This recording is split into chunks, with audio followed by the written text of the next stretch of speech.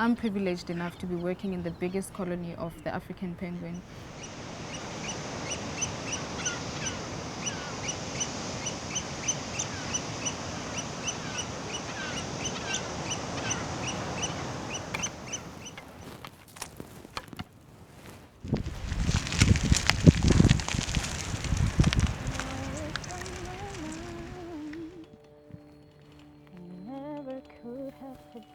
That I'd feel this way. It feels timeless when I'm here, really. I forget the date, I forget the time, I forget the day of the week.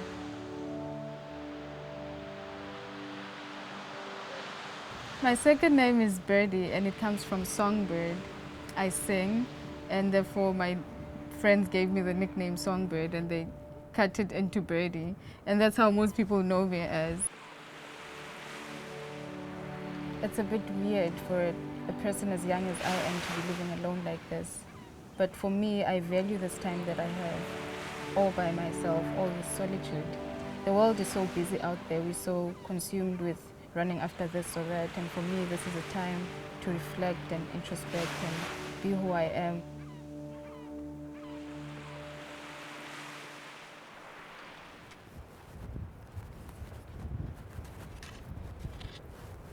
There's no time to get lonely here. There's a number of monitoring duties that I'm tasked with. In basic terms, it's collecting data out in the field, which is at the end of the day analyzed, and it gives us an idea of what goes on, the breeding of the penguins. With the studies conducted before, it's been found that 80 to 90% of the time they do mate for life.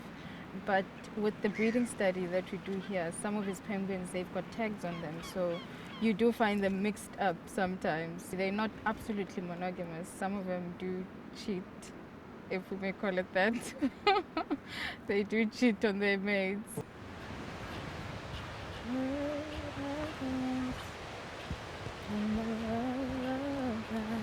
As society, we have lost our connection with and to nature. We are very busy with a lot of things. We are so occupied with meeting deadlines. We are so occupied with doing this and that. But I'm one of those people who have been privileged enough to be in nature and stay in nature. I get to see the different stages of life. There's a birth, there's the life stage, and there's death. And those sorts of things make you realize that it's just life being life, really. There's a time to give birth and there's a time to die. And this is one of the things that I've learned that's sort of allowed me to accept life as it is. I've lost my mother, but with being here, I've grown to understand that that's just...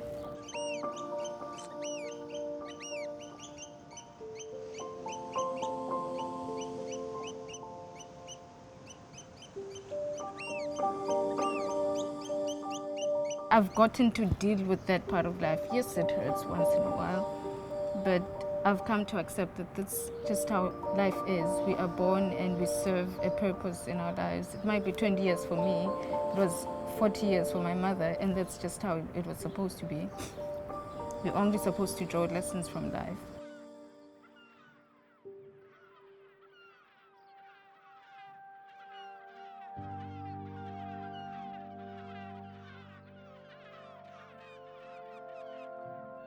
As a child, I was involved in quite a number of environmental education programs, and it was like we're planting an environmental seed in me, and it grew in and with me as I grew up.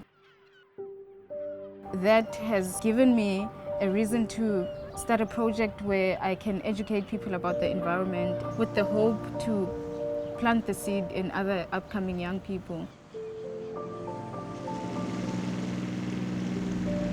I'm gonna miss the island when I'm away.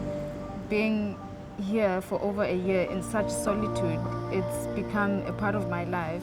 And when I'm away, I long to come back. But, you know, with the work that we do, we need to go out there. Information needs to be taken to the people so people know exactly what's going on. The main message that I want to take across as is the fact that we have a beautiful world, and what we still do have left, we must do all we can to keep that as natural as possible and preserve that for future generations. Oh, yeah. In this time of fear, when prayer so often proves in vain, hope feels like a summer bird just swiftly flown away. For more inspiring stories, click here.